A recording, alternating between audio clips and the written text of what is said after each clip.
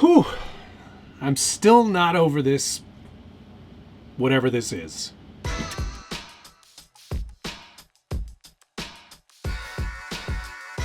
Too weak. Welcome back to the Skill Builders Guild. Thanks again for watching. It's episode 131 of What's on the Bench Weekly.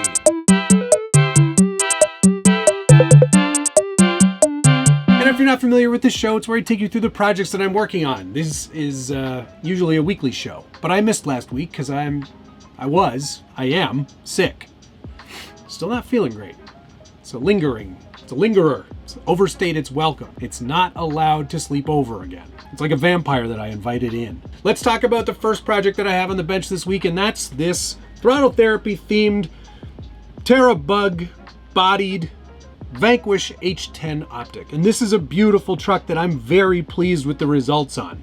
But I wanted to take it to the next level, and there's been a lot of talk lately about FPV, first person view. And I've seen a lot of videos and a lot of RC guys are getting back into this. It's not like it's new. It's been around for a long time. I first put an FPV style camera on an SCX-10 in like 2015, I want to say. It was a long time ago. And technology has gotten significantly better in the last decade. Oh my God, aging myself. So needless to say, we're not too reliant on NTSC or old 4x3 style television signals.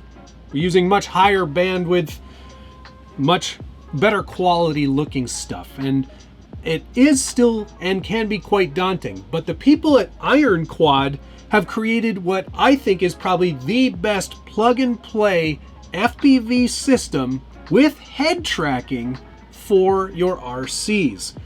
Here it is right here. This is the Explorer H. I should turn this around a bit. Here it is right here. This is the Explorer HD from Iron Quad, and it is wildly cool.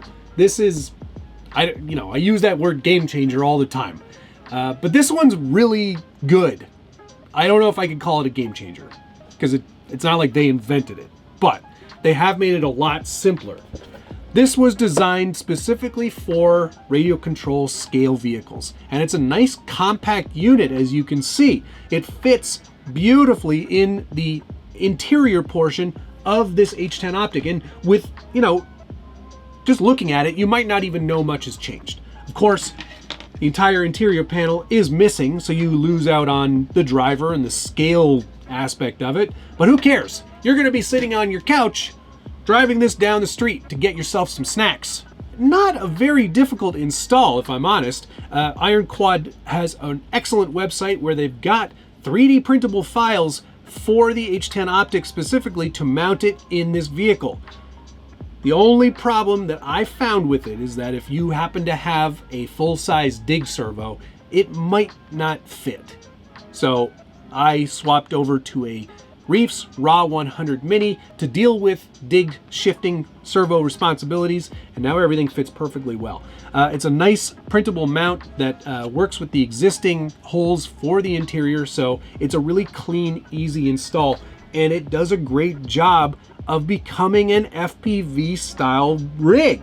It works so well. And I should get into what you get in this setup. Of course, you get the standalone FPV unit, which has head tracking, so it's got a little tiny gimbal with a camera that moves when you move your head, when you've got the goggles on. It's very cool. Some pretty heavy-duty transmission antennae here, and this is the display that you put on your face. You don't look at all weird when you're wearing it. It's totally normal. Everybody's doing it these days anyway. Apple, HTC, Facebook, they've all got these. You sitting around wearing one of them probably won't look much different from everybody else. But it is a really nice, crisp system too. 1080p transmission.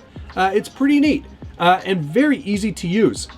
It's already paired out of the box, and they include all the cables you'll need to get started. So it is a genuinely plug and play. It's pretty great. I'm wildly impressed with the capability of it, and I cannot wait to actually take it out. What my challenge for myself is going to be is do like 14 days in a row of just FPV driving in different conditions, different scenarios, to see how good I can get at just driving this without even seeing it. It's the ultimate lazy, but I'm really looking forward to it. I love the fact that they built in stabilization with a gimbal. It's on a nice little rubberized frame, so it actually does get rid of some of the shock. You know, it's got shock absorption, which is very, very cool. And the quality of the camera feed is amazing. So yeah, I'm pretty excited to get this out and just kind of take this whole RC experience to a different level, I guess. The original unit that I played with didn't have head tracking and was fixed onto the hood of the truck, so you couldn't really look around like you can with this.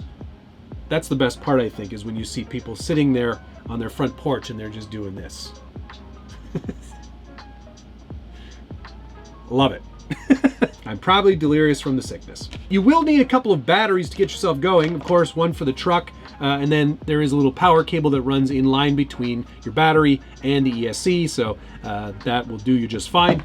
And then also another pack for the actual head unit, or the, camera lens. And I must say, the quality of the picture coming out of this is pretty spectacular. It's hard to replicate on film, but it really does look quite good. And it's nice and crisp and sharp, and transmission quality is fantastic. I mean, I haven't really tested the actual distance and how far you can get away from the object, but I'm really keen to give that a go, and there'll be future episodes and shorts and Instagram videos and all kinds of great stuff all about the Iron Quad Explorer HD, ready to run plug and play FPV head tracking 1080p system. A lot of things to remember there. But yeah, very exciting stuff. Thank you to Iron Quad for sending this my way. There will be a lot more content coming, but this is sort of like an introduction to it. So if you have an H10 Optic, print these parts. This is super easy. On to the next thing. Probably saw this sitting behind me. It's the skid steer, and it's all done for now. Everything's functional as well, which is, get this out of the way. I'd put it down, but there's a story behind that. But yes, here it is, all finished. Windows are in, all the little grab handles are in. Everything's in and functional and working and looking really clean inside too, I might add. I'm one of the people who decided to go with the original design from AN3D-RC, Anton. You can find all these files on Umagine. There will be a standalone episode once Richard has done his skid steer, and then we'll get together later this summer and have some hilarious hijinks with both of these on that other series. But assembly, super easy. Electronics, super easy. I used everything that he recommends, and I could not be happier with how everything turned out. It works flawlessly. I did have a radio, and I tested it. Obviously, it works, but I had to return that radio because somebody, scum that they are, returned it to Amazon, not including the receiver, not including the back battery door, putting a zip tie on one of the failing switches, and a bunch of gunk all over the screen and a couple of the other trim setting switches as well. Very annoying that someone was allowed to do that. I less and less faith in humanity and Amazon in general every time something like that happens to me. So I returned it, and I made sure to mention in all the comments how filthy it was. So hopefully they can track that person down and spank them. Regardless, this skid steer is all done, just waiting on a new radio. I was looking at the FR Sky line of radios. They're pretty fancy, and if I get into more construction equipment, I might have to pick one of those up because they do look pretty good. But otherwise, I will just get a cheapy FlySky IX16 or whatever it was, IS16, because it works perfectly fine. But what a great model to print. The fact that this is a printable file that you can just print and then make is so cool. I love this thing. There should be more, well, there's a lot of stuff like this already, and tons of great construction equipment on Umagine. So, link down below. You should definitely check it out. I think it's fantastic. Thanks to Umagine for sponsoring this, and don't forget, you can save 20% at checkout with code SBG20.